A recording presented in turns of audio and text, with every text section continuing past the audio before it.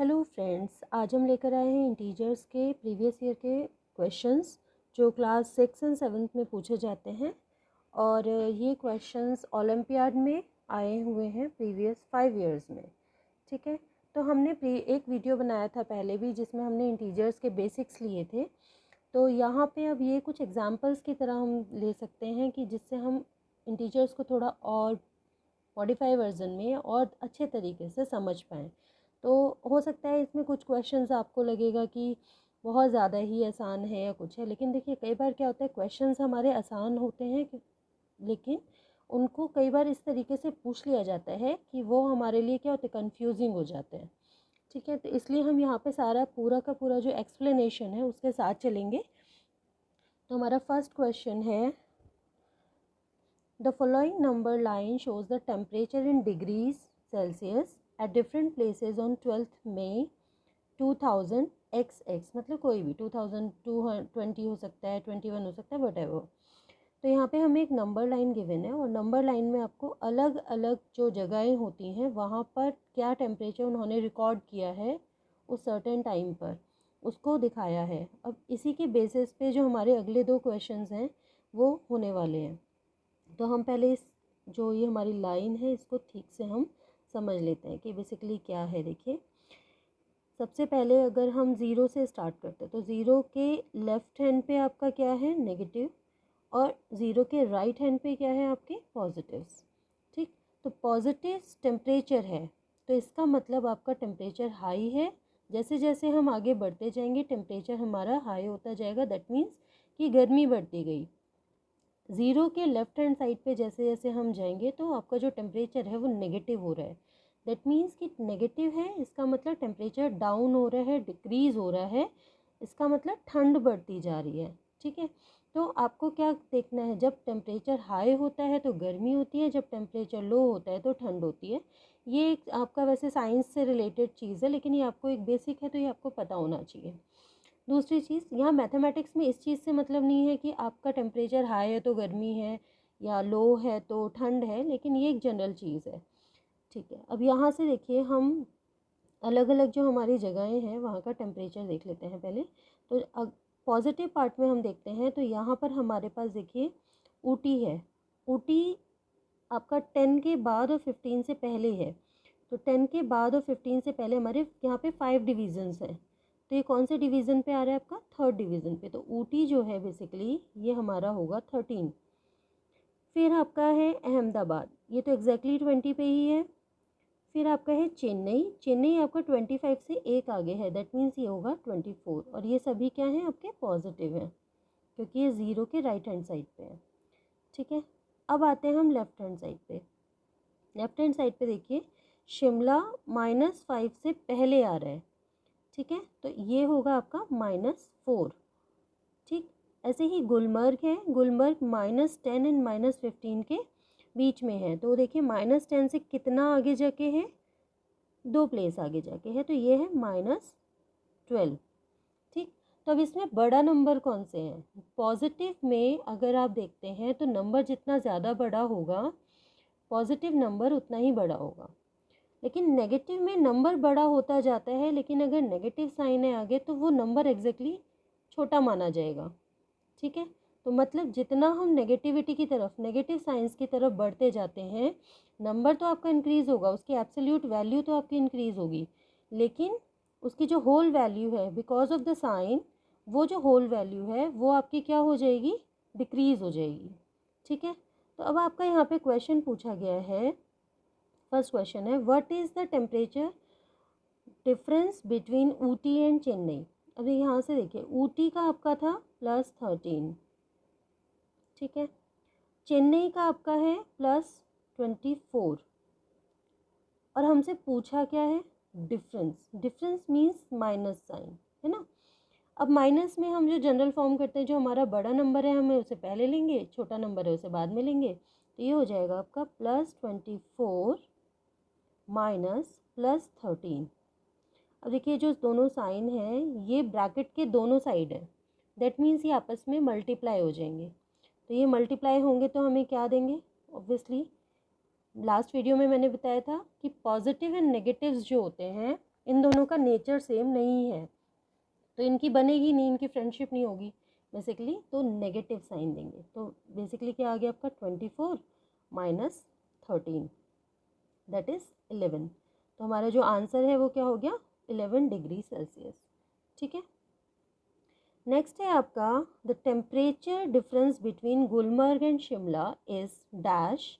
तो सब और आगे भी आपका है, तो पहले हम फर्स्ट पार्ट निकाल लेते हैं। गुलमर्ग एंड शिमला के बीच का जो टेम्परेचर है उसका डिफरेंस क्या है। देखिए गुलमर्ग का था -12 एंड शिमला का था -4। तो गुलमर्ग -12, शिमला -4। अब इन दोनों का मुझे क्या निकालना है, डिफरेंस निकालना है। अब यहाँ पे बड़ा नंबर कौन सा है, -12 बड़ा है या -4? जी -4 बड़ा है। ठीक है, तो क्योंकि -4 बड़ा है तो मैं -4 को पहले रखूँगी, फिर माइनस साइन लगाऊंगी और फिर -12। अब यहाँ पे देखिए ब्रैकेट के दोनों साइड में मेरे नेगेटिव साइंस हैं, दोनों की टेंडेंसी सेम है, दोनों एक जैसे नेचर के हैं, तो ये क्या हो जाएंगे, इनकी फ्रेंडशिप हो जाएगी और ये प्लस हो जाएंगे। ये हो गया +12। अब 12 में से -4 करेंगे तो कितना होगा 8 विच इज़ पॉजिटिव। अब ये पॉजिटिव क्यों हुआ, क्योंकि हमारा जो यहाँ 12 है ये पॉजिटिव बन चुका है, इसलिए 8 की वे जो वैल्यू है ये पॉजिटिव हो गई। ठीक है, अब नेक्स्ट है temperature difference between Shimla and Chennai. Shimla and Chennai, Shimla का कितना था हमारा, देखिए शिमला का था हमारा -4 और चेन्नई का था 24। ठीक है, तो यहाँ से शिमला का था -4 और चेन्नई का कितना था +24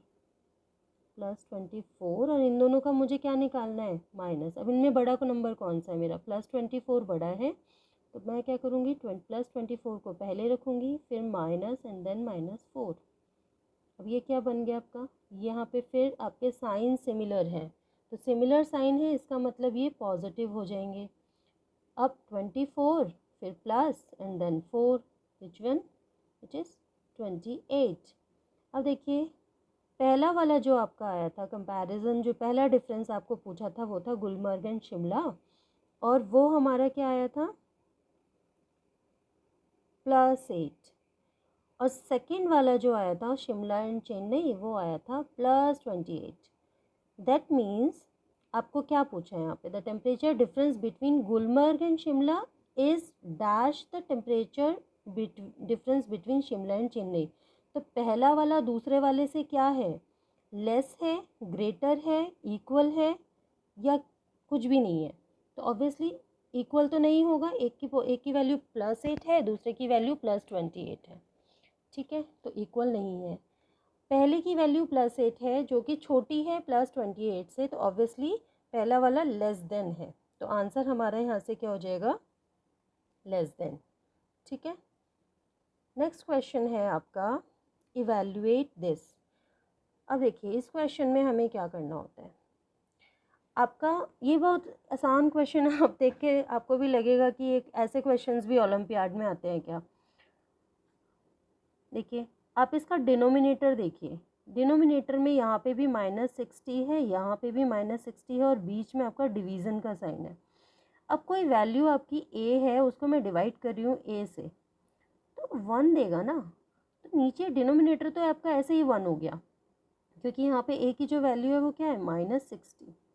ठीक है, तो अब ये -60 डिवाइडेड बाई -60 दैट इज़ 1, तो डिनोमिनेटर हमारा 1 हो गया। अब न्यूमरेटर पे जाइए, न्यूमरेटर में देखिए बॉड मास लगाते हैं हम। बॉड मास आपको पता है क्या होता है, BOD बॉड मास MAS। B मतलब होता है ब्रैकेट, D मतलब क्या होता है डिवीज़न, D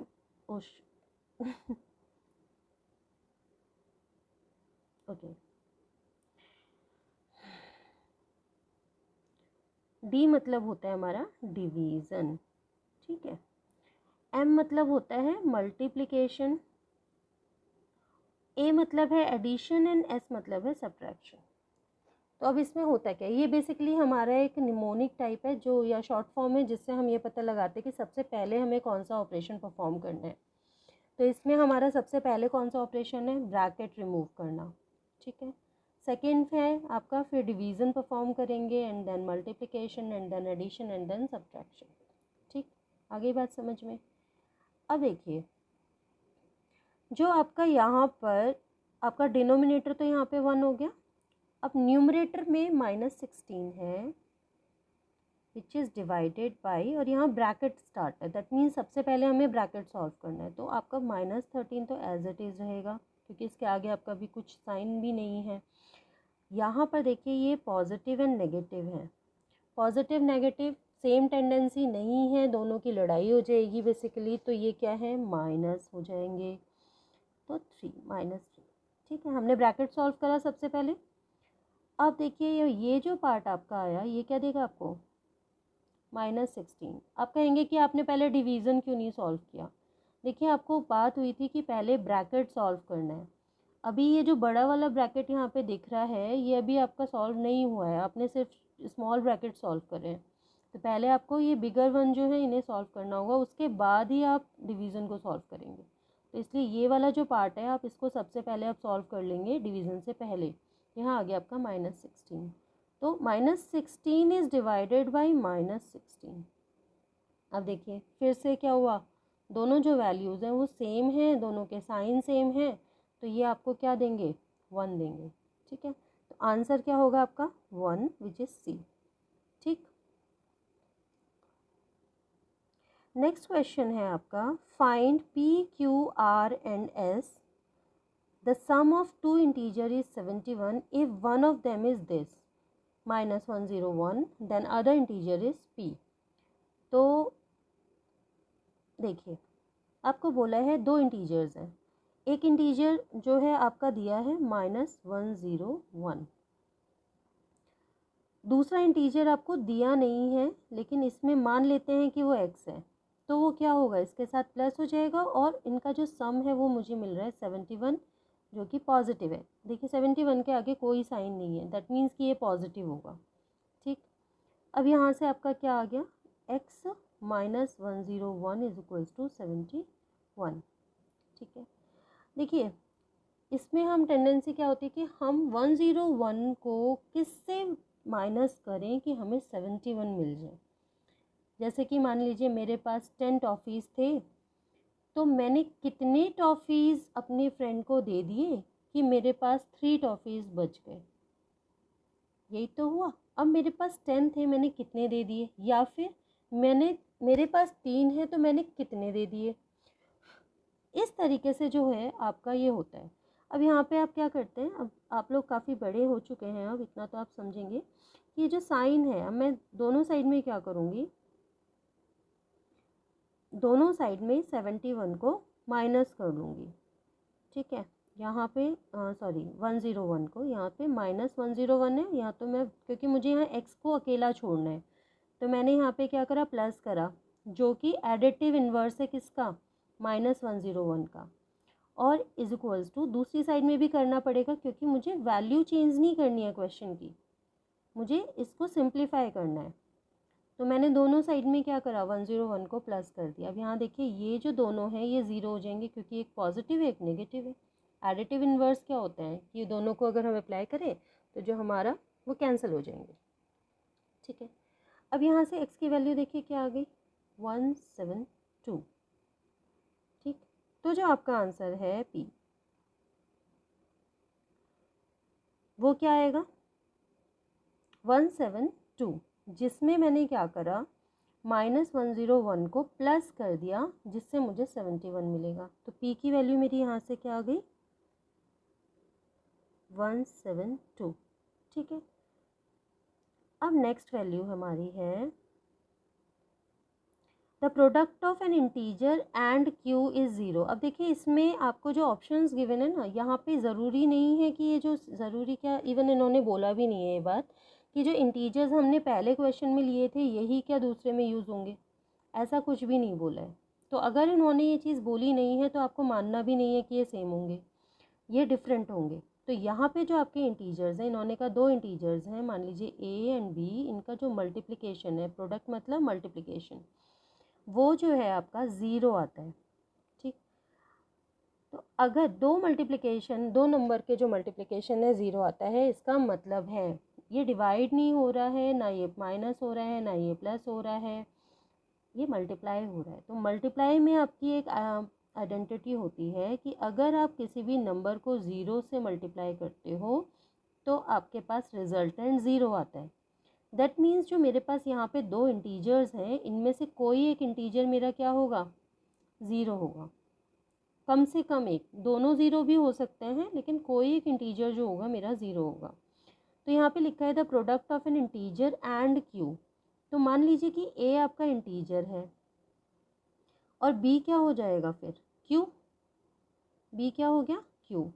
अब q की वैल्यू क्या होगी फिर, 0 होगी, क्योंकि इंटीजर a है तो q की वैल्यू 0 होगी, जिससे इनका जो प्रोडक्ट है वो 0 हो जाएगा। तो इसका मतलब मेरा q की वैल्यू क्या आ गई, 0। ठीक है, नेक्स्ट क्वेश्चन है इसी का ही, देखिए ये पार्ट है इसके।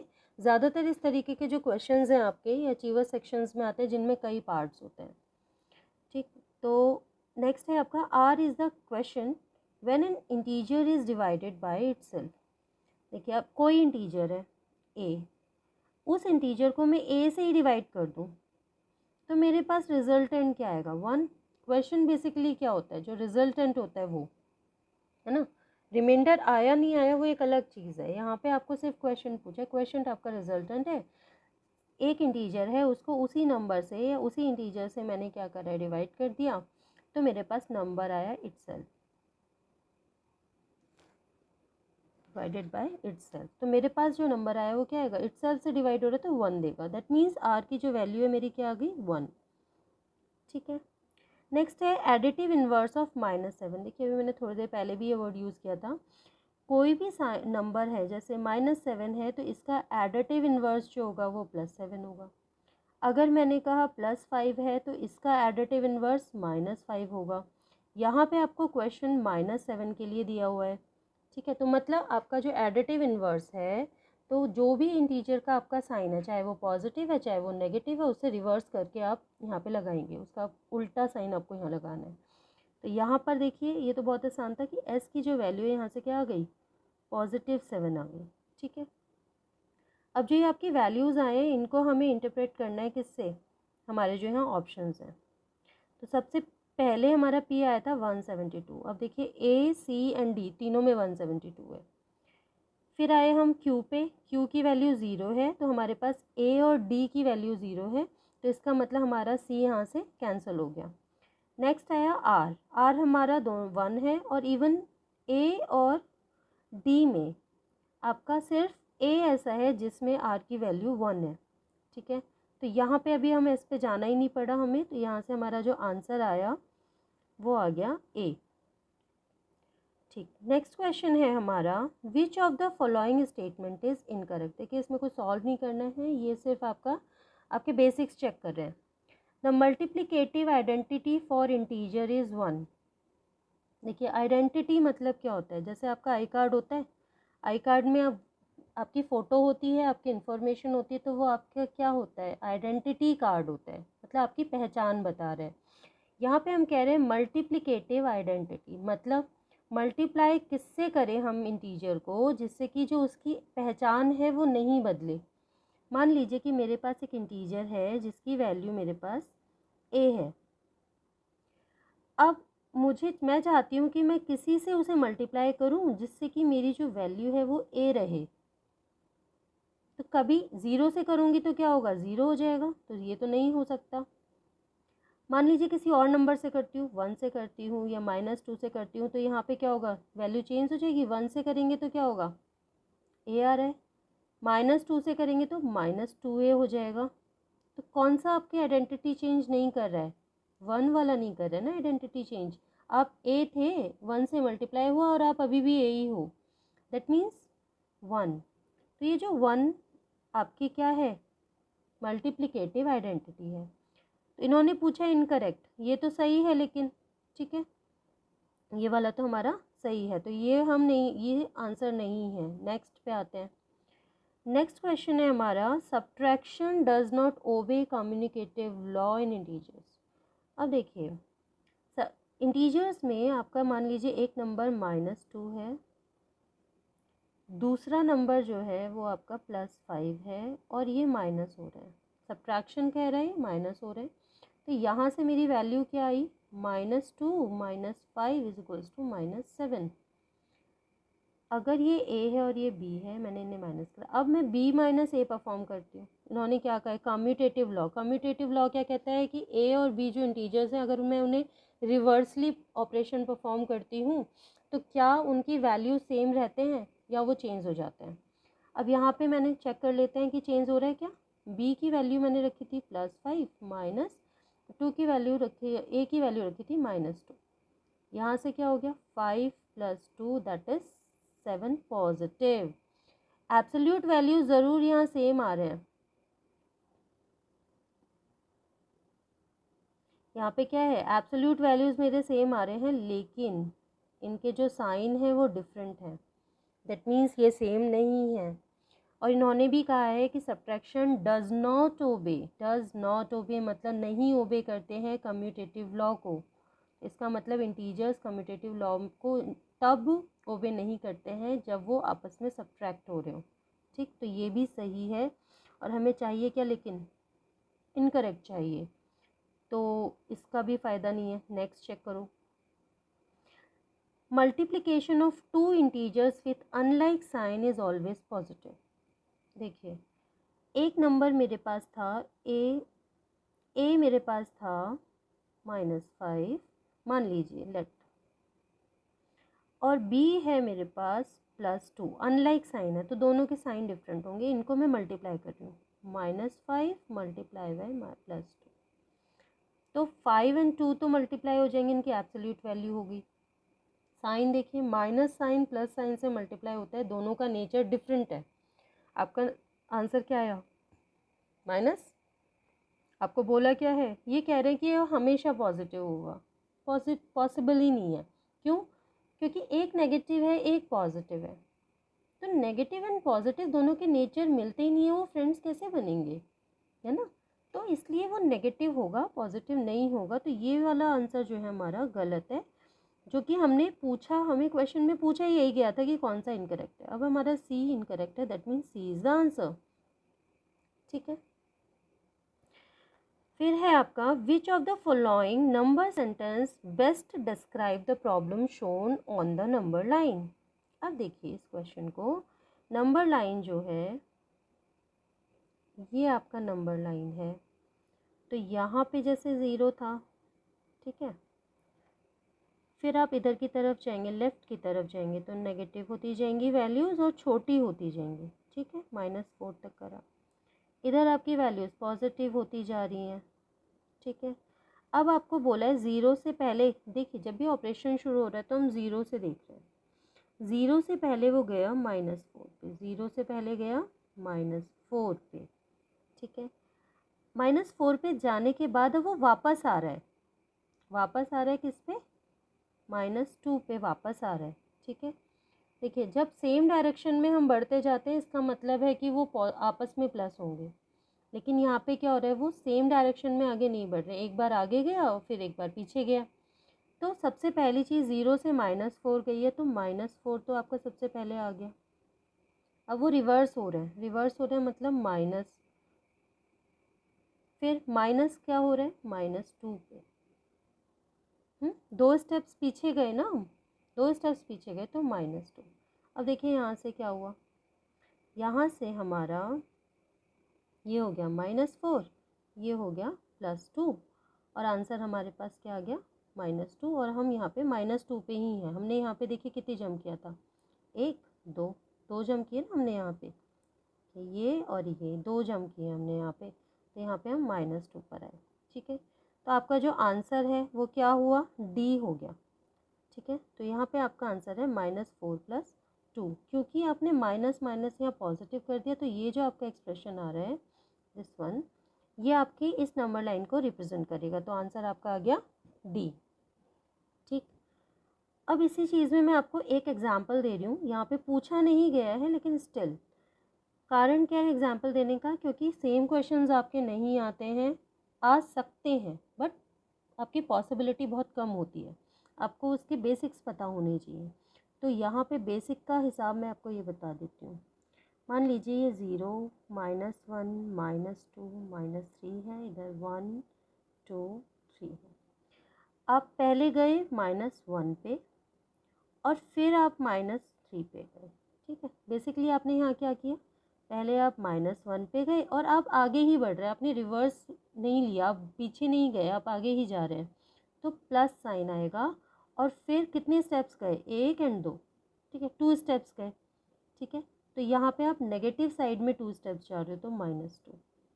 तो यहाँ -1, अब ये प्लस माइनस क्या हो जाएंगे, माइनस हो जाएंगे, तो -2, -2 दैट इज़ -3। अब देखिए आप कहाँ पर हैं, आखिर में इतनी जंप करने के बाद आप कहाँ जाके रुके, -3 पे, और आपके यहाँ रिजल्टेंट भी क्या आ रहा है, -3। दैट मीन्स कि आप सही जगह पर हैं, मतलब उतना ही आपने चला। यहाँ पे जो नंबर होता है, ये वाला जो नंबर है आपका, ये आपका ये बताता है कि आपने कितने जंप लिए, ठीक है। यहाँ आपको -3 प्लेस नहीं करना है, यहाँ आप ये बताएंगे कि आपने जंप कितने लिए हैं, ठीक है ना। अकॉर्डिंग टू दैट आप ये नंबर को लिखते हैं। इसी तरीके से अगर आप पॉजिटिव साइड में जाते हैं तब भी आपका क्या होगा कि अगर आप आगे बढ़े और फिर दोबारा आगे बढ़े, आपने रिवर्स नहीं लिया, आप वापस नहीं आए, तो वो दोनों आपस में पॉजिटिव होंगे। जबकि आप आगे बढ़े और फिर कुछ कदम पीछे आ गए, तो इसका मतलब जैसे आप सीढ़ियाँ चढ़े हैं, आपने 5 सीढ़ियाँ ऊपर चढ़ा, तो मतलब +5। फिर आप 5 सीढ़ियों में से 2 सीढ़ी नीचे आ गए, तो मतलब -2, ठीक है। 2 सीढ़ियाँ नीचे आए, अब आप कहाँ हैं, +5 -2 = 3, दैट मीन्स आप थर्ड स्टेप पे हैं, ठीक है ना। तो इस तरीके से इन क्वेश्चंस को देखते हैं। आपको नंबर लाइन को अंडरस्टैंड करना आना चाहिए और प्रैक्टिस के साथ ये आ जाता है, इतना कोई कॉम्प्लिकेटेड चीज़ नहीं है, ठीक। नेक्स्ट क्वेश्चन है आपका, the value of -5 into -4 into -3 into -2 into -1 into 0 plus 0 into 1 2 3 4 5। देखो आप एक बार को जब क्वेश्चन देखते हैं आपको लगता है बड़े सारे नंबर हैं, इतने सारी मल्टीप्लिकेशन करनी पड़ेगी, लेकिन आपको थोड़ा सा ध्यान देने की ज़रूरत है। क्या पहला वाला जो पार्ट है आपका, यहाँ से लेके यहाँ तक, ये जो पहला पार्ट है, यहाँ पे देखिए 0 आपका मल्टीप्लाई हो रहा है, ठीक है, 0 मल्टीप्लाई हो रहा है। कोई भी नंबर अगर आपका 0 से मल्टीप्लाई होता है तो वो सारे नंबर्स को क्या करता है, 0 कर देता है, ठीक। तो इसका मतलब ये जो पहला वाला हिस्सा है, इसका आंसर क्या हो जाएगा, 0। फिर आपको आपकी है कि ये जो सेकंड पार्ट है, दिस वन, इसमें भी आपका 0 मल्टीप्लाई हो रहा है, तो यहाँ पे भी क्या हो जाएगा, 0। अब यहाँ पे बेसिकली क्या कर रहे हैं आप, 0 + 0, 0 + 0 क्या होगा, 0। तो आंसर क्या है हमारा इसका, डी। हमें कोई कैलकुलेशन करना ही नहीं पड़ा, ठीक है ना। तो कई बार क्वेश्चंस आपके लेंदी दिखते हैं, दैट नॉट मीन कि वो टफ है। नेक्स्ट क्वेश्चन है आपका, in the magic square if each row column and diagonals have the same sum then the value of A and B respectively are. अब देखिए इस क्वेश्चन में आपको बोला है कि रोज़ जो हैं, रोज़ क्या होते हैं आपके, जो लेटी हुई लाइन है, हॉरिजेंटल लाइंस है, और कॉलम्स क्या होते हैं, जो खड़े हुए हैं, वर्टिकल, ठीक है। देखिए जब मैं छोटी थी ना, इस बात में मुझे बड़ा ही कन्फ्यूज़न होता था कि वर्टिकल कौन सी लाइंस है और हॉरिजेंटल कौन सी लाइंस है। किसी भी चीज़ को रटना एक बार को आसान हो सकता है, लेकिन अगर आपने उसको रटा हुआ है, मगिंग किया हुआ है, तो एक टाइम के बाद आप उसमें या तो कंफ्यूज हो जाएंगे या तो आप भूल जाएंगे। तो हमने यहाँ पे एक ट्रिक निकाली, क्या कि इसके जो 2 डंडे हैं ये ऑलमोस्ट खड़े हुए हैं, और यहाँ पे लेटा हुआ डंडा कोई सा नहीं है। यहाँ पे देखिए एक लेटा हुआ डंडा है बीच में ना, तो ये वाला लेटा हुआ डंडा है, मतलब ये हॉरिजेंटल है, लेटी हुई लाइन है। और जहाँ खड़े हुए डंडे हैं दैट मीन्स ये वर्टिकल है, खड़ी हुई लाइन है, ठीक है। वैसे तो ये बड़ा अजीब सा लॉजिक है, आप कहेंगे कि ओलंपियाड के प्रिपरेशन में आप ये कैसी चीज़ बता रहे हैं, लेकिन कई बार बच्चों के पास ये प्रॉब्लम्स देखने में आते हैं कि वो इन चीज़ों से ही कंफ्यूज हो जाते हैं। हमारी जो मदर टंग है वो हिंदी है, और स्कूल का जो सिलेबस है वो इंग्लिश में चलता है, टीचर्स भी ज़्यादातर इंग्लिश में ही एक्सप्लेन करते हैं। तो इसके वजह से क्या होता है कि कई बार बच्चा कैपेबल होता है उस चीज़ को करने के लिए, लेकिन उसको लैंग्वेज प्रॉब्लम आता है जिसकी वजह से वो उस चीज़ को नहीं कर पाते। तो इसलिए ये थोड़े थोड़े से छोटे ट्रिक हैं, अगर वो आपको हेल्प होते हैं तो प्लीज़ आप मुझे इन्फॉर्म करें, तो मुझे बड़ा अच्छा लगेगा। और मैं और भी कोई ट्रिक्स मेरे पास होते हैं तो मैं आप लोगों के साथ शेयर करूँगी। ये वैसे बहुत सिली सा ट्रिक है, बट कई बच्चों के ये बहुत काम आता है। ठीक, तो यहाँ हमारा जो क्वेश्चन है, अकॉर्डिंग टू दैट हमें क्या करना है, सबसे पहले ऐसा रो या कॉलम लेना है जिसमें तीनों नंबर्स गिवन हो। तो जैसे इसको देखिए, यहाँ पे मेरा ये वाली जो लाइन है इसमें मुझे तीनों नंबर्स गिवन है, और एक ये वाली जो लाइन है, ये दिस वन है ना, इसमें मुझे तीनों नंबर्स गिवन है। तो इनमें से कोई भी एक उठा लेते हैं, ठीक है, क्योंकि इन्होंने क्या बोला है, सभी रोज़ एंड सभी कॉलम्स जो हैं उनकी जो सम है वो इक्वल है।